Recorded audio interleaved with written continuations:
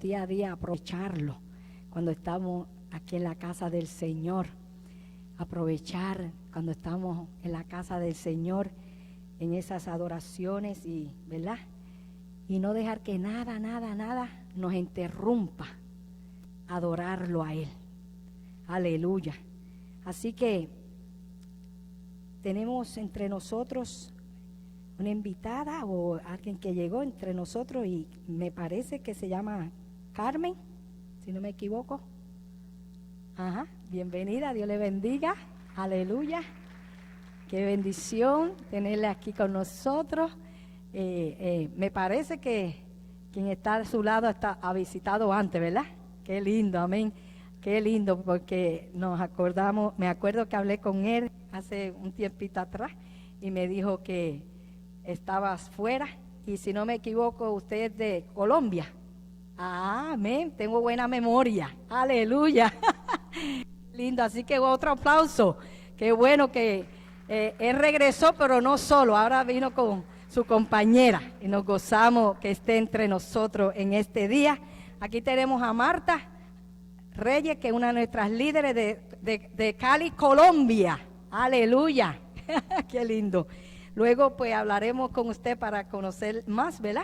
Así que también estamos gozosos de tener también entre nosotros los padres y la abuelita de Ediel Castro. Aleluya. Nos gozamos, ellos son de la casa.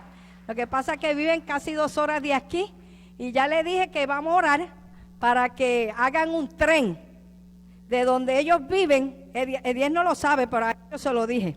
Un tren que viaje de donde ellos viven hasta aquí. Porque por lo menos no se mudan porque donde están, si ustedes van, también se quieren mudar para allá. Porque es una casa en medio de un terreno que usted se pierde.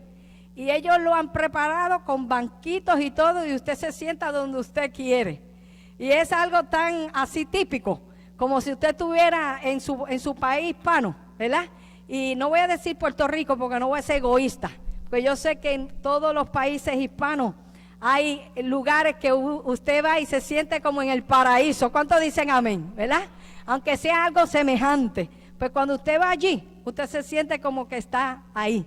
Algo muy maravilloso. Tienen allí para hacer lechón y hacer toda clase de carne. Bueno, algo precioso, maravilloso. Así que como no les voy a pedir tanto que se muden, pero por lo menos un tren que no tienen que manejar hasta aquí, que los traiga y los regrese. Ellos dijeron, no suena tan mal. Yo estoy añadiendo eso, pero se rieron cuando yo se lo dije.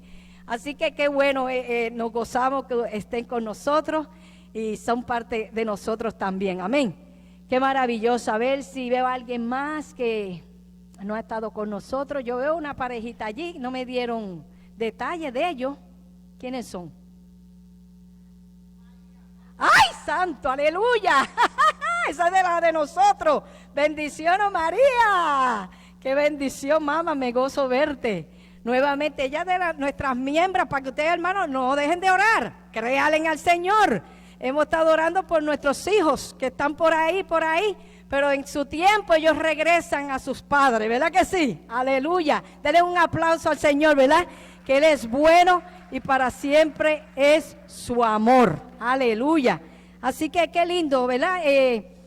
¿Verdad? Estamos agradecidos al Señor por la pareja que nos visitó hace unos domingos atrás, que están con nosotros también. Perdónenme hasta aprenderme sus nombres, pero están aquí con nosotros. ¿Su nombre es?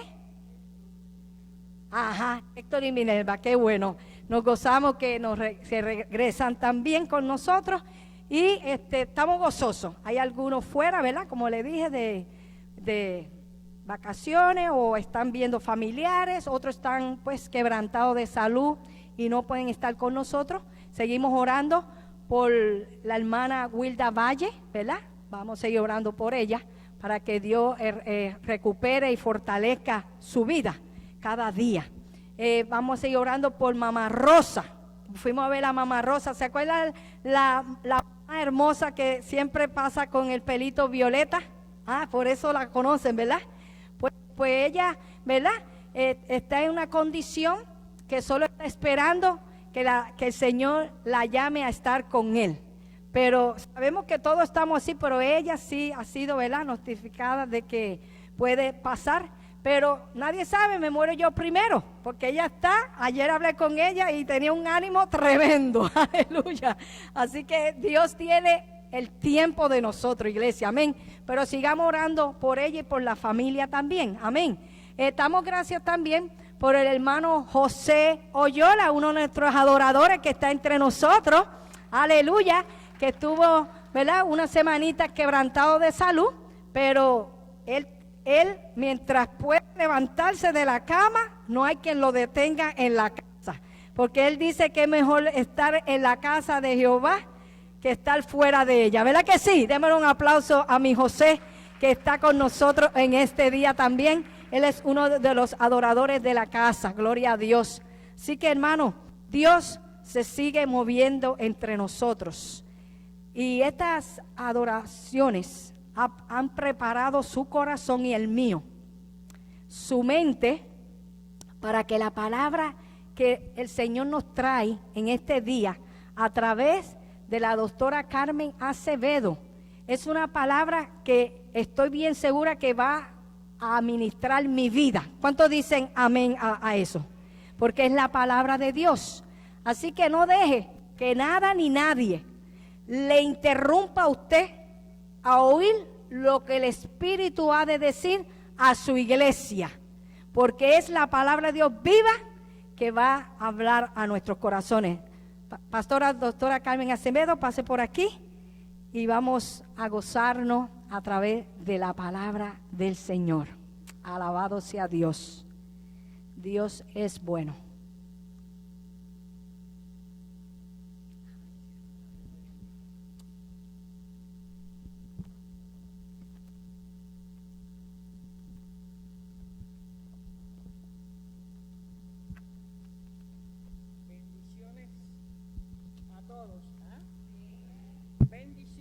Reciban grandes bendiciones en esta tarde. Este pueblo santo, centro de adoración familiar, escogido por Dios, escogido en nuestra imperfección, para que aquellos que estamos equivocados podamos reconocer en esta tarde que necesitamos ser rescatados por Él, para entender que no es cumplir con los lineamientos de la iglesia, sino es desarrollar una semejanza con Cristo. Doy gracias a Dios por eso. Mis queridos hermanos, también quiero dar gracias a los pastores, a Manuel López, que no se encuentra con nosotros, pero su presencia está aquí también, a su amada esposa, la pastora Marisa López, por la confianza que han depositado en mí para traer palabra en esta tarde. Para ellos es imprescindible que iniciemos con una oración. Padre Celestial, en esta tarde me dispongo en este día a ser instrumento en tus manos para que hables a través de mi boca y así llevar adelante los propósitos y los planes que tú tienes para con nosotros, Señor. Todo te lo pedimos en nombre de tu Hijo Jesús. Amén y amén. Nuestro tema en esta tarde es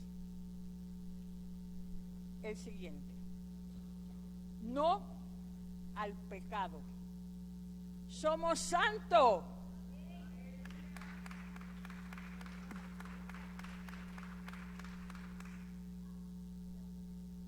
El tema ha sido un tema porque Dios lo ha dispuesto en mi corazón.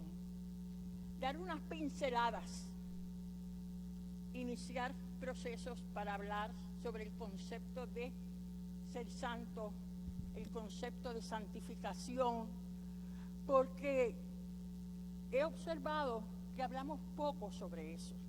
Y en estos tiempos que estamos viviendo, se hace imprescindible que hablemos sobre este tema. Así que vamos a comenzar con unos temas relacionados para luego entrar en el tema de la santificación. Primero vamos a trabajar con lo que dice en Hechos capítulo 26, versículo 28, y dice así: Entonces Agripa dijo a Pablo: por poco me persuades a ser cristiano. Por poco me persuades a ser cristiano. Y había una frase, un versículo antes de ese que no lo incluí, que dice lo siguiente: insta a Agripa que crea. Dice, yo sé que tú crees. Pablo le dice a Agripa, yo sé que tú crees. Y posterior a eso le dice, entonces Agripa dijo a Pablo, por poco me persuades a ser cristiano. Fíjese que es significativo todo esto, porque nos vamos a trasladar precisamente a los hechos que, como todos conocemos, que somos muy conocedores de la Biblia, los hechos son escritos por Lucas. Así que Lucas, como investigador, como estudioso, siempre muy pertinente de cómo se iban desarrollando el proceso de la iglesia. En este proceso vemos que Pablo estaba llevando palabra, pero no era muy bien acogido. Llega al concilio de Jerusalén y allí se estaban debatiendo temas teológicos. En ese proceso, él está exponiendo de Cristo, que había resucitado. Estaba hablando de la ley, estaba hablando de todo lo que estaba ocurriendo, pero miren, era un momento donde había una euforia porque querían matar a Pablo. ¿Por qué querían matar a Pablo? La comunidad quería matar a Pablo porque decían que él estaba en contra de la ley, que él estaba en contra de los judíos y que él estaba en contra de César. César era el que estaba en Roma. Así que estaba en contra del sistema político que imperaba en ese momento. Y es bueno señalar que en este proceso donde el rey Agripa va a saludar al procurador Festo, porque recientemente había tomado la posición y iba a trabajar la acusación que se le estaba haciendo a Pablo, donde obviamente Pablo estaba pidiendo la apelación a Roma. En este proceso vemos por un lado que Festo dice a Pablo, la palabra te está volviendo loco, estás loco. Muchas veces no estamos exentos de eso cuando nosotros vamos a llevar palabra principalmente a personas que nos conocieron antes de nosotros haber sido convertidos, y vamos donde ellos y dicen, está loca, está en una etapa en estos momentos que le ha dado una locura. Lo mismo le pasó a Pablo. Le dice Festo, la palabra te mata, estás loco.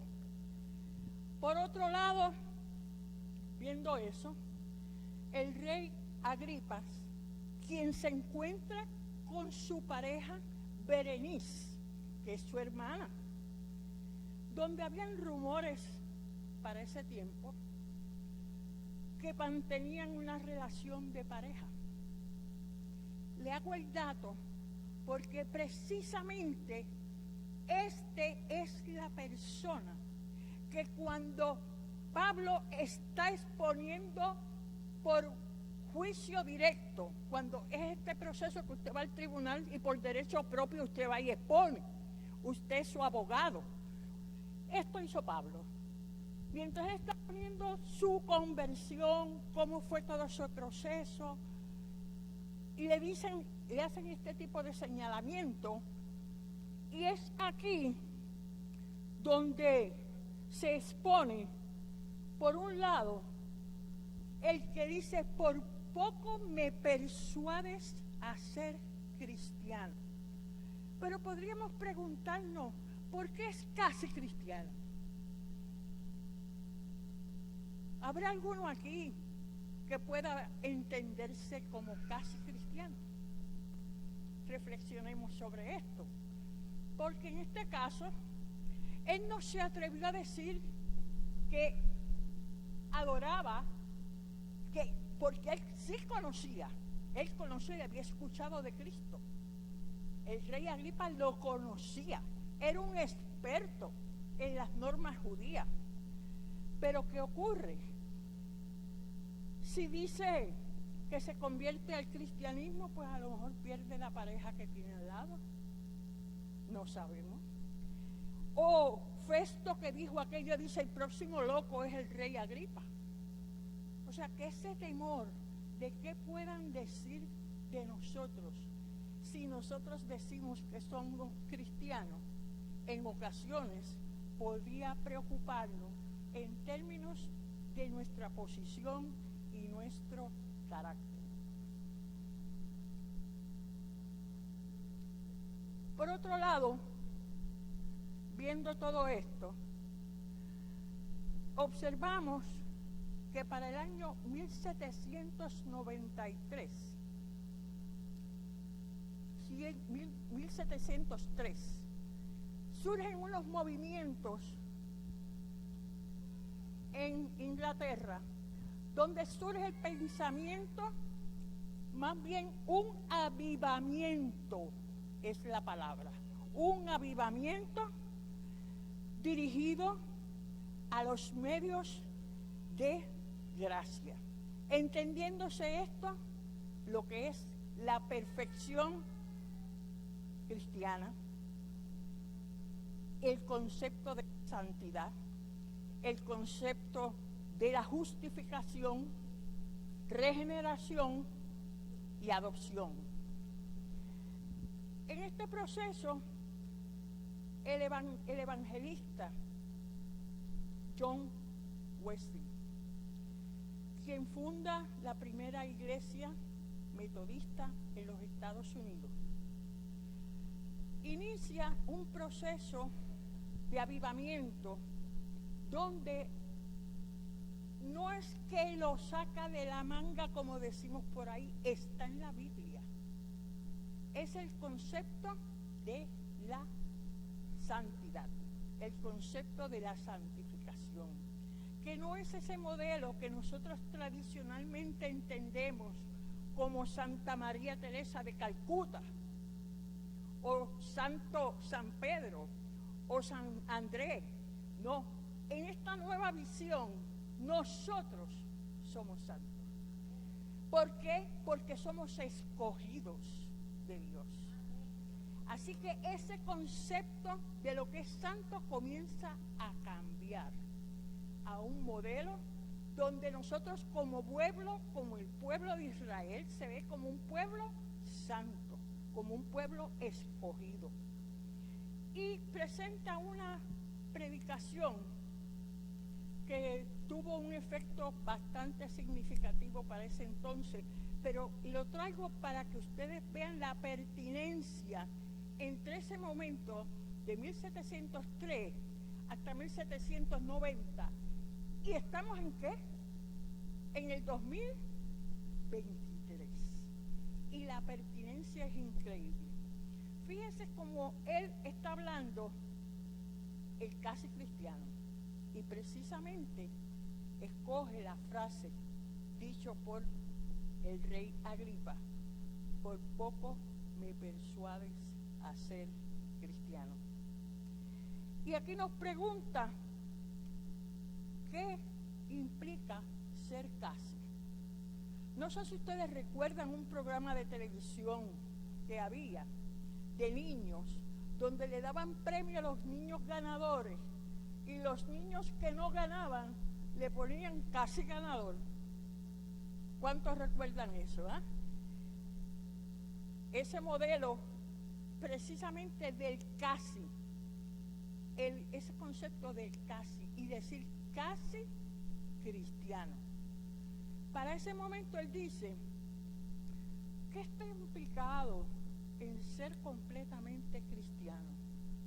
¿Y qué está implicado en ser casi cristiano? Él pone el concepto de ser un casi cristiano como lo primero, la honestidad pagana, el concepto de la honestidad pagana, donde nos dice que aún los paganos comunes esperan unos de otros una honestidad. Y muchos practicaban entre ellos que no debían ser injustos, que no se deben quitar los bienes del prójimo, que no se deben oprimir a los pobres, que no se debe hacer extorsión a nadie, que no se deben engañar en los negocios, y en lo posible no se debe deber a nadie.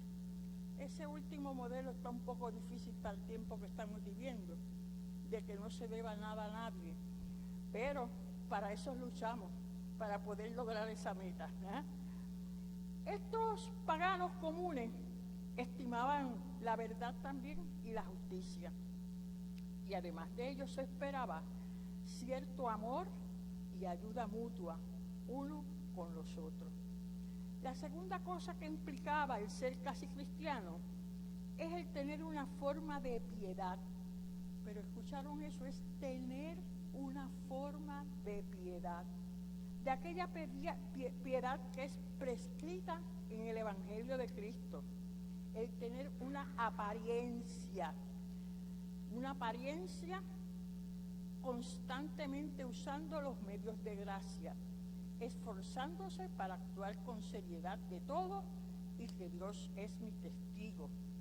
Pero la pregunta que más implicación tiene es ¿qué es ser un cristiano completo? Y dice, yo respondo de esta manera.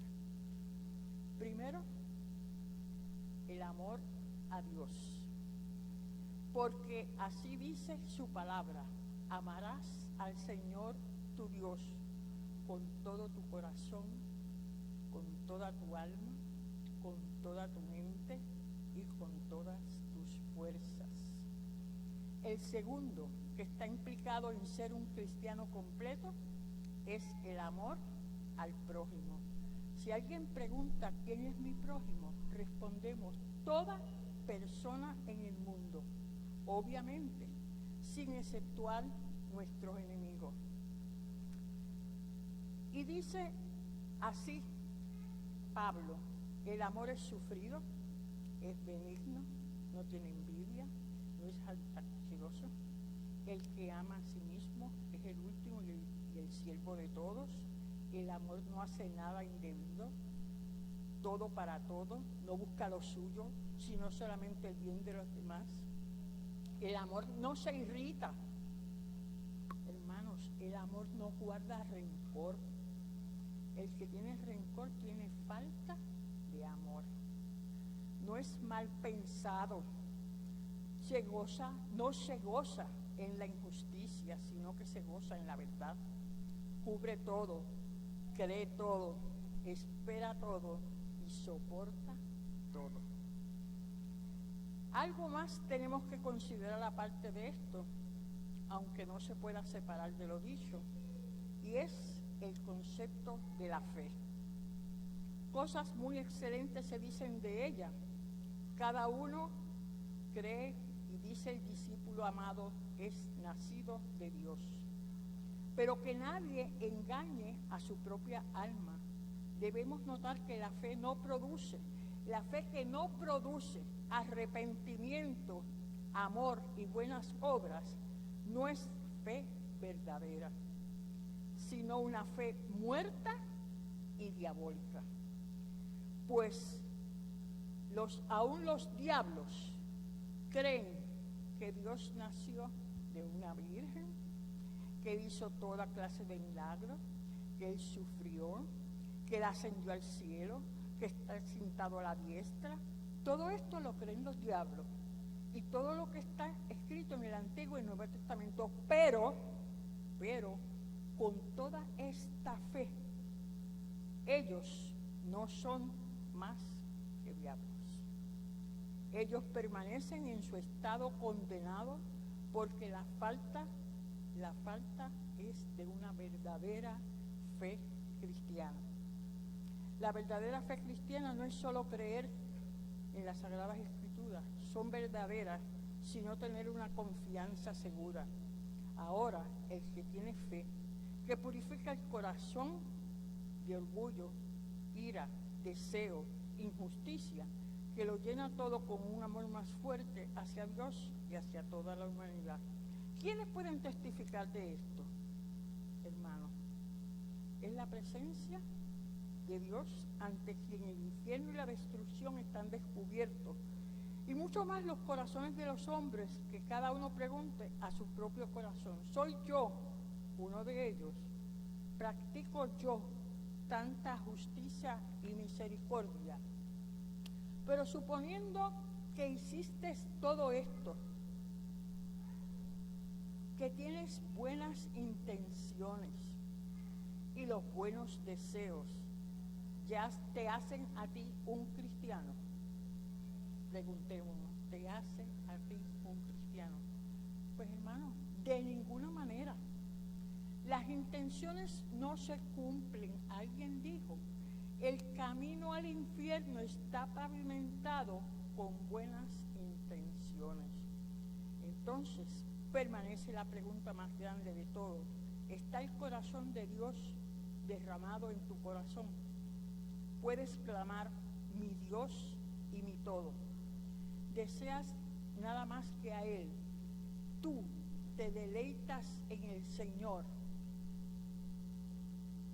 Amas a cada persona, aún a tus enemigos, y así por el estilo. Vemos que Dios y el Padre nuestro Señor, que ahora está parado en medio de nuestro, sabe que alguien muere sin esta fe, y este amor será mejor que le sería nunca hubiese nacido. Despierta, por tanto, lo que tú duermes e invoca a Dios. Llámale el día que puede ser encontrado.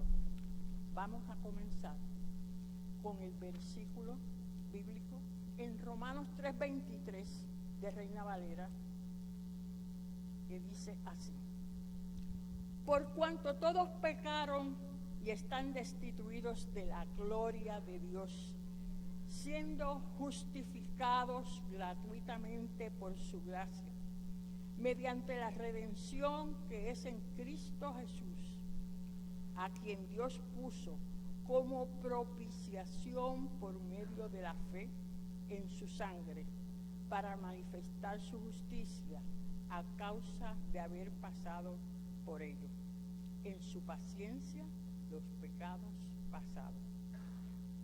Vemos en estos 3 versículos gloriosos que Pablo nos dice a los romanos que todos hemos pecado.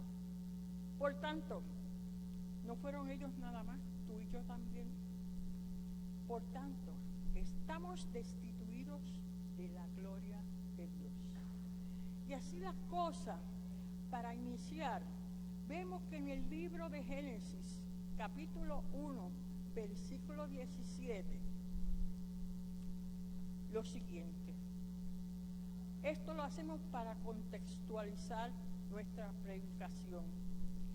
Y creó Dios al hombre a su imagen de Dios los creó, varón y hembra los creó.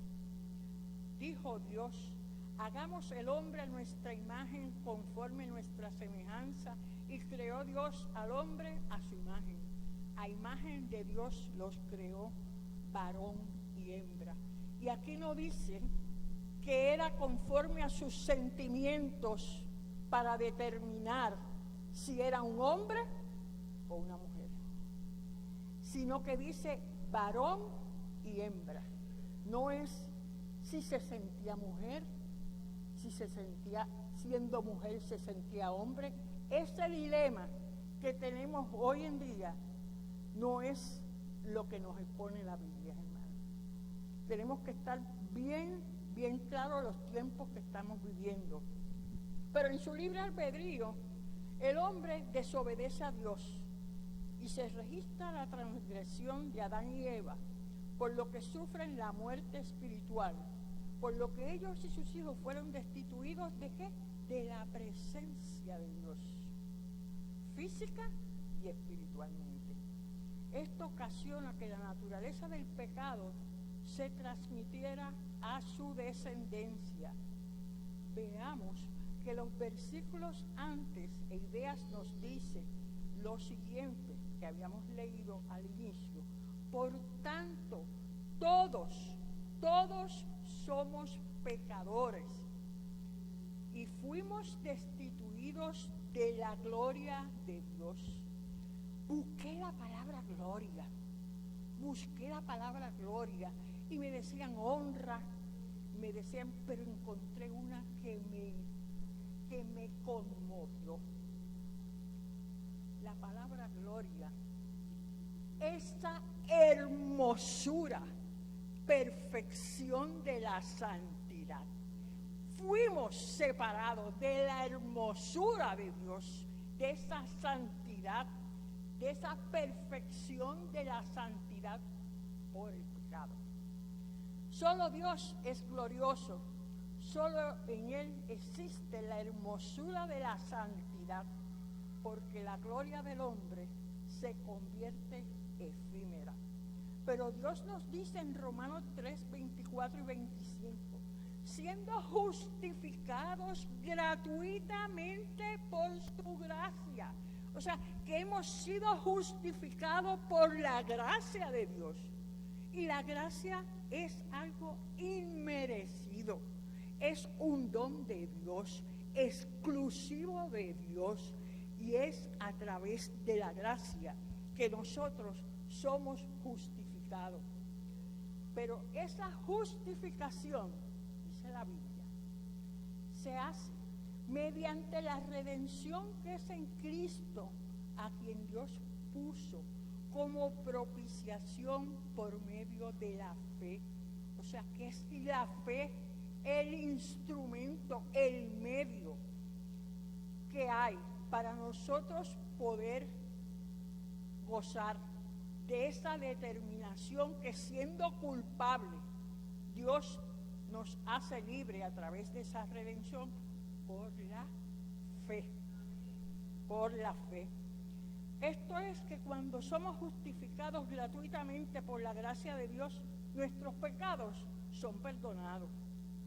Por el pago de la sangre de Cristo somos regenerados por medio de la fe. Nacemos de nuevo. Esto es lo que Jesús le explica a Nicodemo: la necesidad de nacer de nuevo o nacer de lo alto. La regeneración es una nueva vida de lo alto.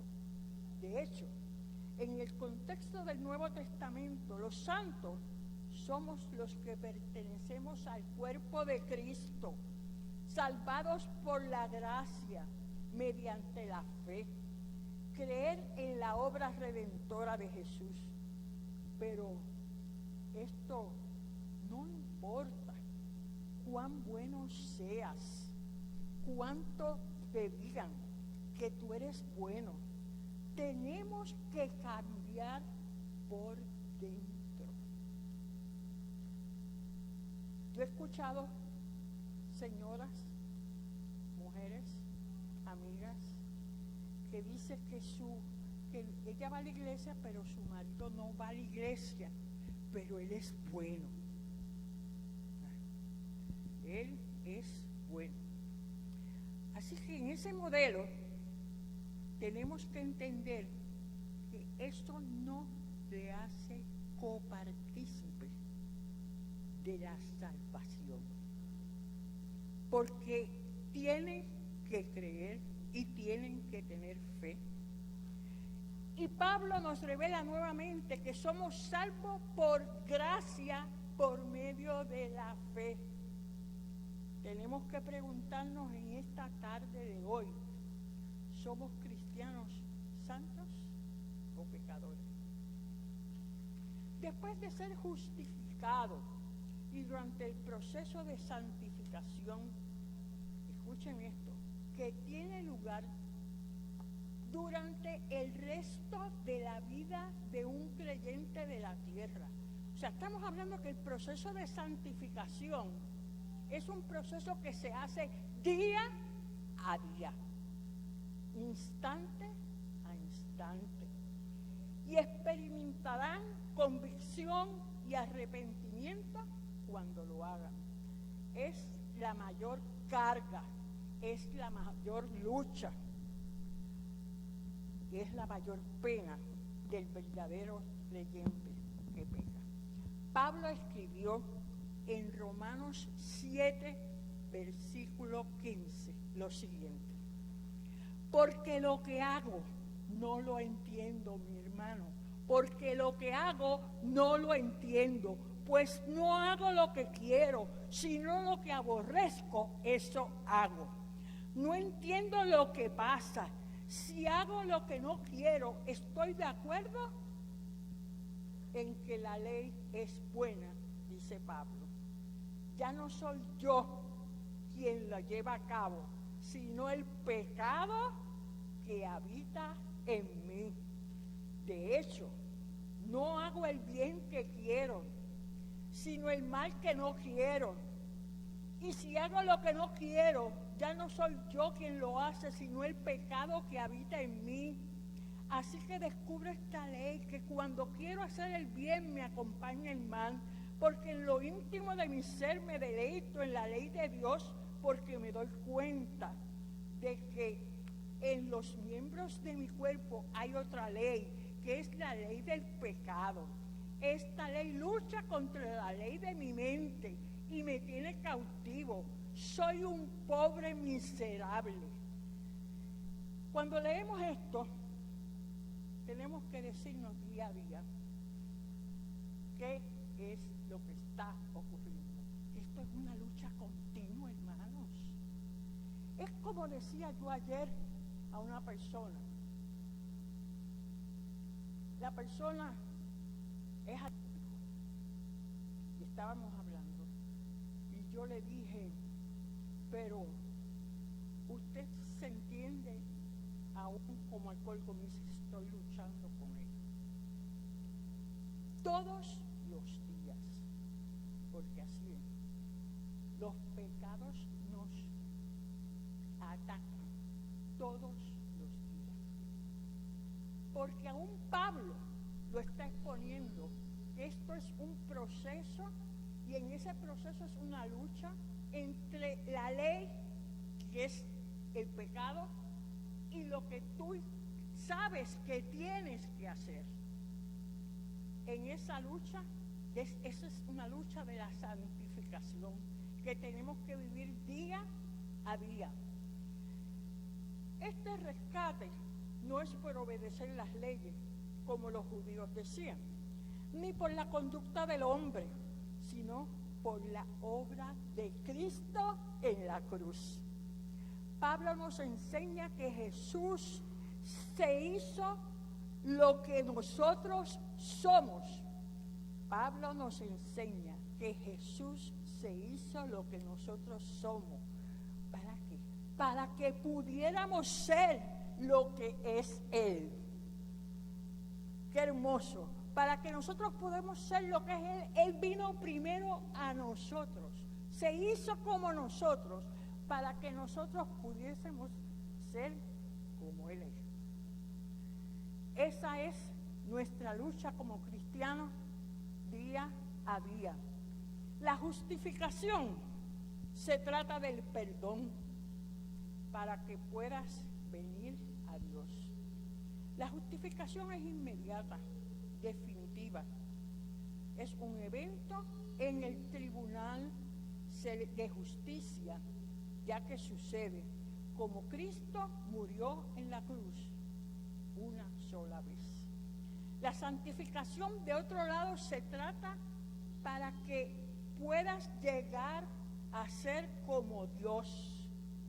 La justificación nos llama a creer.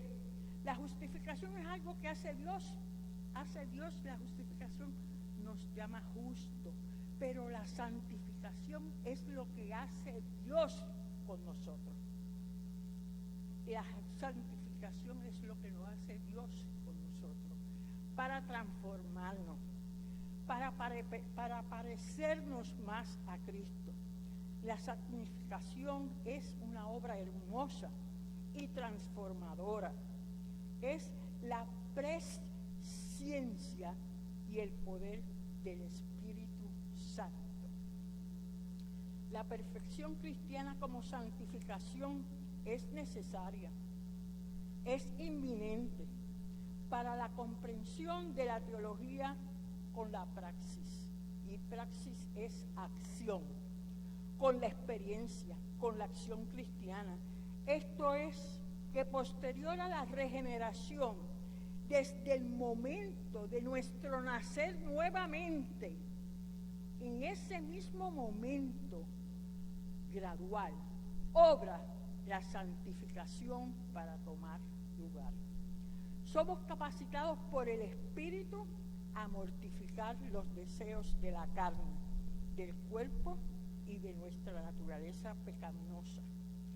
Lo que tenemos es que estar, este proceso sabemos cuál es lo que dice la palabra, cuál es la teoría, pero tenemos que hacer ese proceso, un proceso de acción diaria, de todos los días, de vivir como siendo semejantes a Cristo, de que ese amor en nuestras vidas esté constantemente, un amor que para Dios, que tengamos amor con todo nuestro corazón, con toda nuestra mente, con todas nuestras fuerzas, y un amor hacia el prójimo como si fuéramos nosotros mismos. Y la tercera, el concepto de la fe, la cual es indispensable. Esto es que posterior a la regeneración, como les dije, el momento de nuestro nacer, que es ese proceso cuando nosotros nos entregamos a Cristo, que surge el nuevo hombre, ahí en ese proceso se está dando ya la santificación. Somos capacitados por el Espíritu, somos capacitados por el Espíritu. ¿Y quién es que nos capacita? El Espíritu Santo es el que nos capacita a mortificar los deseos de la carne, del cuerpo y de nuestra naturaleza pecaminosa, y somos más y más muertos al pecado y más vivos para Dios. Vamos a Romanos 8, capítulo 11, versículo 11 al 13, y dice de la siguiente manera: y si el espíritu de aquel que levantó de los muertos a Jesús mora en vosotros, el que levantó de los muertos a Cristo Jesús vivificará también vuestros cuerpos mortales por su espíritu que mora en nosotros. ¡Aleluya! Así que, hermanos, deudores somos, no a la carne, para que vivamos conforme a la carne, porque si vivís conforme a la carne, morirás, mas si el Espíritu hace morir las obras de la carne, viviréis eternamente. Esto fundamenta la doctrina de la perfección cristiana a santificación del movimiento wesleyano. Esta doctrina de la santificación, escúchenme, no recibe suficiente consideración en muchos tratados teológicos, porque cuando se aborda el tema de la salvación, el énfasis recae en la obra de Cristo y en cuanto a su aplicación en la justificación por la fe, dejando casi al margen la santificación. En Primera de Pedro, capítulo 1, versículo 2, nos dice lo siguiente: elegidos somos elegidos, según la presciencia, y no es presencia, es presciencia.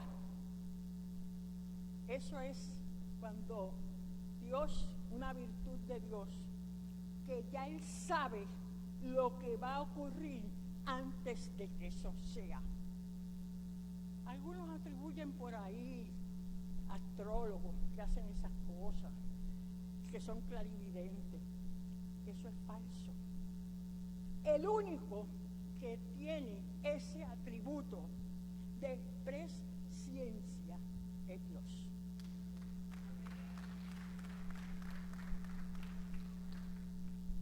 Y dice, elegidos según la presciencia de Dios, Padre, en santificación del Espíritu, para obedecer y ser rociados con la sangre de Jesucristo. Gracia y paz os sean multiplicados. Al comienzo de su carta, el apóstol Pedro habla de santificar en el contexto más amplio de la salvación. Dios nos ama tanto que incluso antes de que naciéramos nos eligió para ser hijos. Después que nacimos, a pesar de nuestros deseos de rechazarlo, Dios nos roció con la sangre de su Hijo Jesús y nos redimió. Ahora quiere que vivamos para Él. Ayúdanos a vivir para Él. Ayúdanos a vivir para Dios. De eso es lo que se trata la obra de la santificación. Y fíjense que nosotros cogimos una clase, estamos cogiendo todavía clases de enseñanza los miércoles.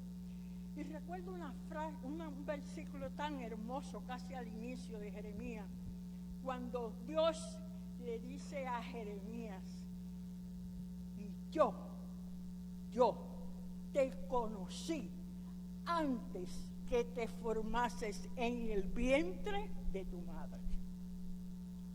Te escogí. Nosotros somos escogidos. Nosotros somos hijos del Padre Altísimo. Y tenemos que vivir esos procesos que precisamente van a ser graduales, pero tenemos que dejar que el Espíritu que mora en nosotros nos capacite cada vez más, todos los días, cada segundo, para ser santificados.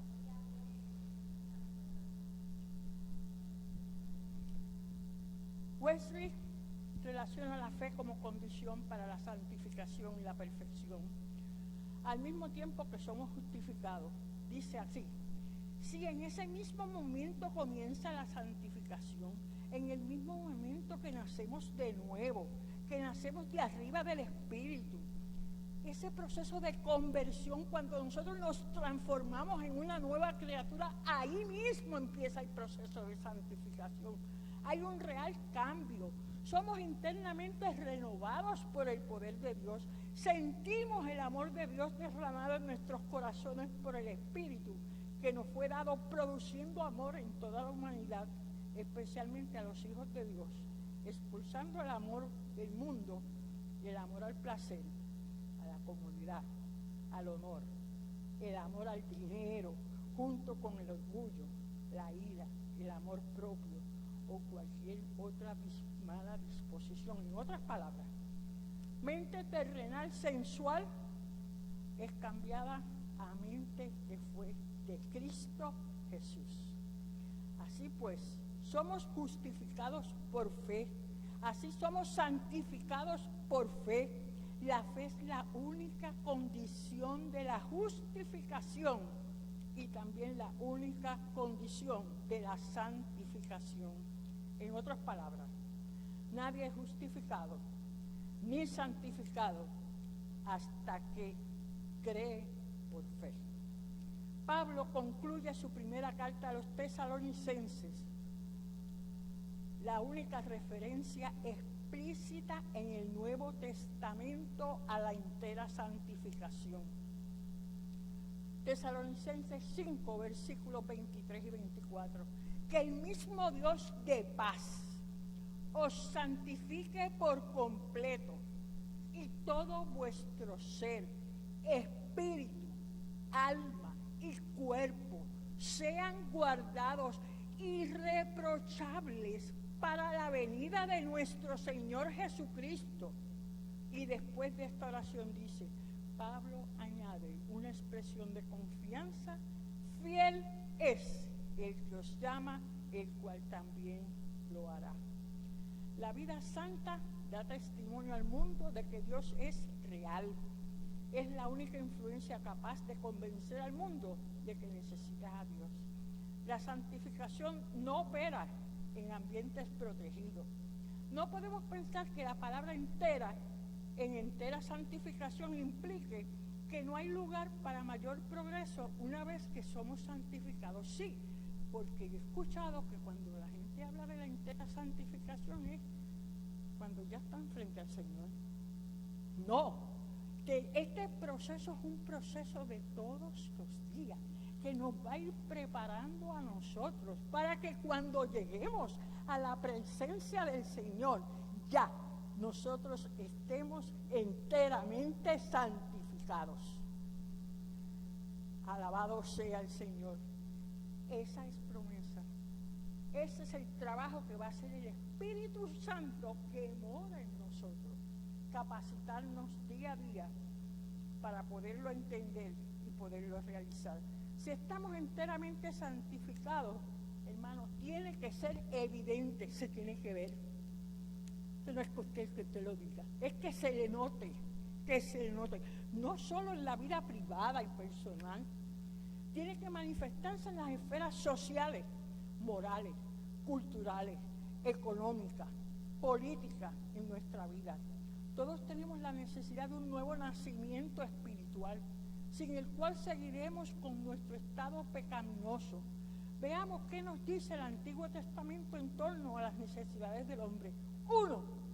Limpios de pecado. Arrepentirse de todos los pecados y hacer a Jesús el Señor de su vida. Primera de Malaquías, capítulo 36, 26 al 27.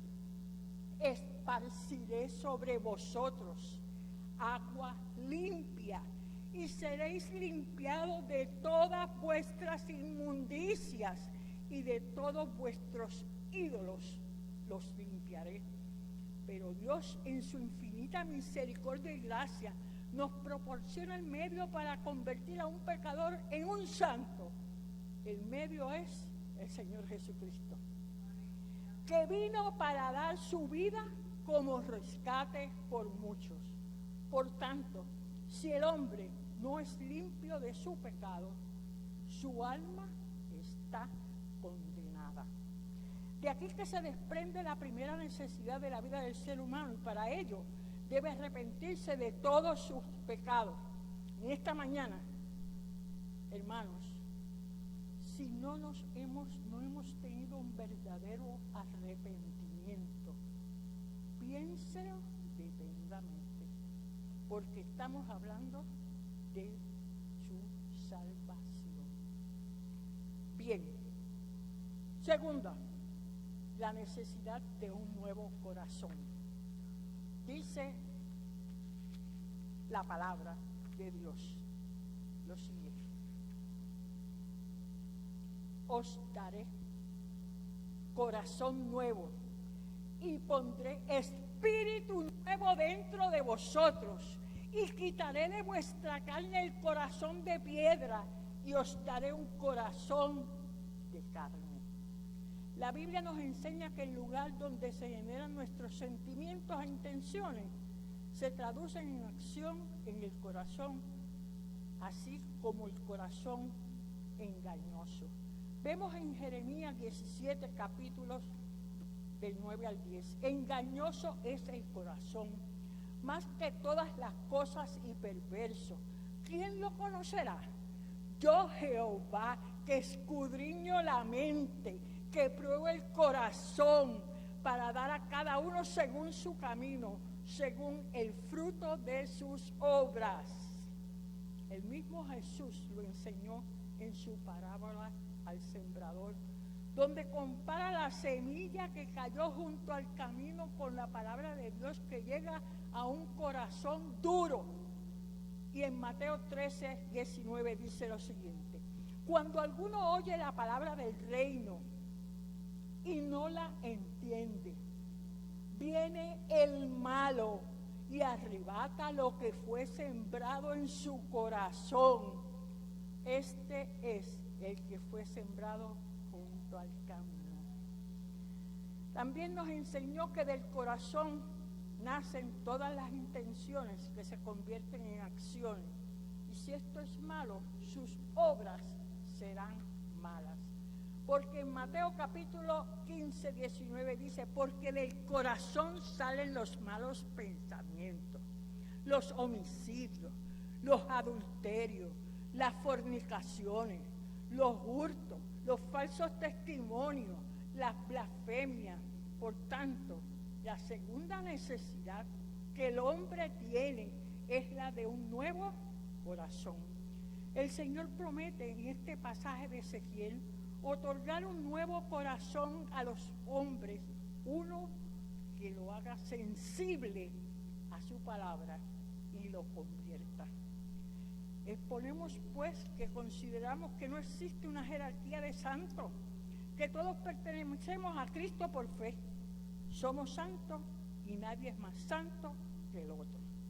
Quien nos dice en Ezequiel 19: así que ya no sois extranjeros ni advenedizos, sino conciudadanos de los santos y miembros de la familia de Dios. Aleluya.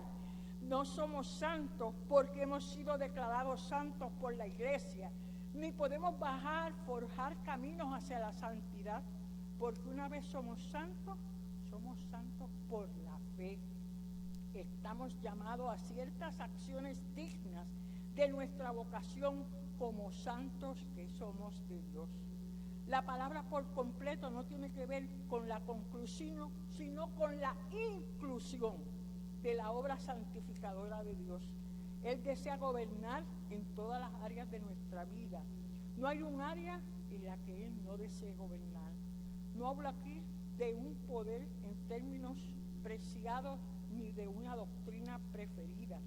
Si las palabras santidad y entera santificación son temas sin importancia para ustedes en esta mañana, en este vocabulario religioso, yo les voy a dar permiso para que las abandonen de inmediato y en su lugar hablen de integridad cristiana, vivir de acuerdo con los principios, ser responsable ante otros, tener carácter, tener disciplina, ser auténtico, tener piedad o una espiritualidad auténtica.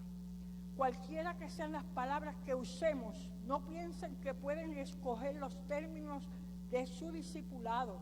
Los términos que Jesús estableció aún están vigentes. Si alguno quiere venir en pos de mí, niéguese a sí mismo, tome su cruz y sígame. Todo el que quiera salvar su vida, la perderá. Y todo el que pierda su vida por causa de mí, y del Evangelio la salvará. Mis hermanos, podemos concluir en esta mañana lo siguiente. La justificación es Dios declarando al pecador justo. La santificación es Dios renovando y transformando todo nuestro ser, nuestra mente, nuestra voluntad, nuestros afectos y nuestra conducta. Santidad contagiosa, de la que hablo, es la vida completamente entregada a un Dios santo. En la vida de Jesucristo manifestada en la vida de las personas comunes y corrientes, que han sido totalmente limpiadas de preocupación por el yo y que han recibido extraordinario poder por medio del Espíritu Santificador. Esa santidad es esperanzadora. Por tanto, en esta mañana, dile no al pecado, porque somos santos. Reflexionemos en quién es Cristo en la vida del hombre, entendiendo que tenemos que buscar encarnar la vida de santidad en las actuales coyunturas de la sociedad, comprendiendo que significa insertarse en la sociedad. No es irse lejos de ella, sino dentro de ella, como una forma de amar a Dios y al prójimo como a nosotros mismos. Este llamado en esta mañana es una invitación a una vida más atractiva, más desafiante y más esperanzadora. Ayúdanos a entender los desafíos que tiene la santificación en nuestros días, especialmente en la vida pastoral y en las implicaciones de relacionar la teología con la experiencia cristiana. A estos fines, en esta mañana, invitamos a una reflexión a la iglesia de que entender que el proceso de santificación se da en la cotidianidad de nuestros días, no en un proceso protegido, sino cuando usted sale de la iglesia. Ahí es donde usted tiene que evidenciar a su espíritu los cambios que Cristo ha hecho en su vida. Oremos. Señor Padre Celestial, te damos